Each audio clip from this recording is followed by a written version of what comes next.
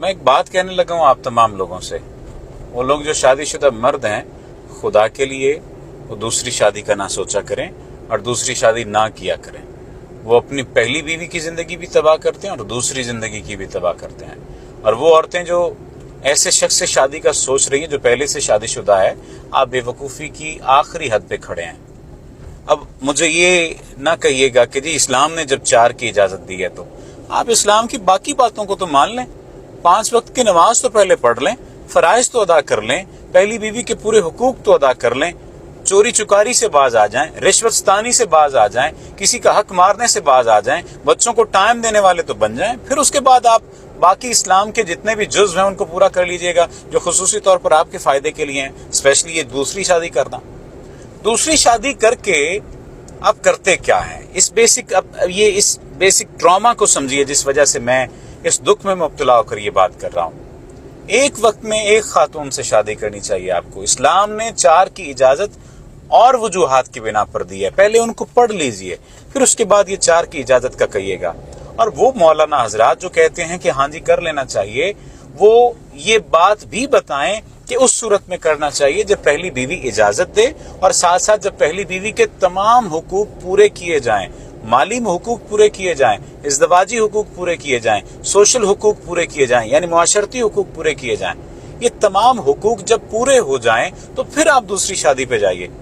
आगे दौड़ पीछे चौड़, सिर्फ एक नफ्स की ख्वाहिश है कि हाँ जी मेरे पास चॉइस है तो मैंने ये शादी करनी है, मैंने ये ढोंग रचाना है दूसरी शादी का। पहली बीवी का सोचिए, पहली बीवी पहले बच्चों का सोचिए, आप इन लोगों का सोचिए। और फिर मैं एक बात बता दूं आपको, हमारे मुआशरे में जो शख्स दूसरी शादी करता है उससे इतना काबिल इज्जत गिरदाना भी नहीं जाता।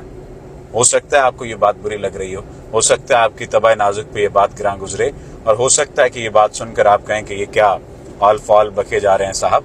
नहीं, हमारी सोसाइटी इस बात की उस तरह से इजाजत नहीं देती दूसरी शादी की। अगर आप दरमियान में इस्लाम लाएं तो पहले उतना ही इस्लाम अपने आप पर नाफिज करें जितना इस मामले में आप इस्लाम को ला रहे हैं। बात लंबी नहीं करना चाहता, लेकिन मैं आपसे ये रिक्वेस्ट करना चाहता हूँ कि ना तो उस लड़की की जिंदगी तबाह करें जिससे आप ये धोखा दे रहे हैं कि मैं तुमसे सारी जिंदगी मोहब्बत करूंगा, निभाह करूंगा, और वो लड़कियां भी अपनी जिंदगी अपने हाथों तबाह न करें जो किसी की दूसरी बीवी बनना पसंद कर रही हैं। एक्सेप्शनल केसेस होते हैं कि दूसरी बीवियां खुश रह लेती हैं, लेकिन सोचिए पहली बीवी के दिल पर जो बीतेगी, या औरत जिस तरह से कहा जाता है दूसरी औरत को कबूल नहीं करती, तो क्या वो आपके लिए अच्छी राय रखेगी या अच्छी तवक्कुआत होंगी उसकी आपसे, या अच्छे आपके बारे में उसके ख्यालात होंगे? वो आपको बद्दुआएं देगी ना। तो उसके दिल से जो बद्दुआ निकलेगी वो फिर आप जान लीजिए। अगर आप बद्दुआएं खा सकती हैं, अगर आप ताने कोसने सुन सकती हैं, और अगर आप ये समझती हैं कि आप इन सारे जहान से लड़ लेंगी और दूसरी शादी कर लेंगी, तो फिर आप कर लीजिए, फिर हम तो कुछ नहीं कह सकते। लेकिन आपको वो मुआशरती सुकून नहीं मिल सकता, आपको वो दिली सुकून नहीं मिल सकता जो पहली बीवी बनकर मिला करता है। तो ना अपने हक पर डाका डालें, ना दूसरे के हक पर डाका डालें।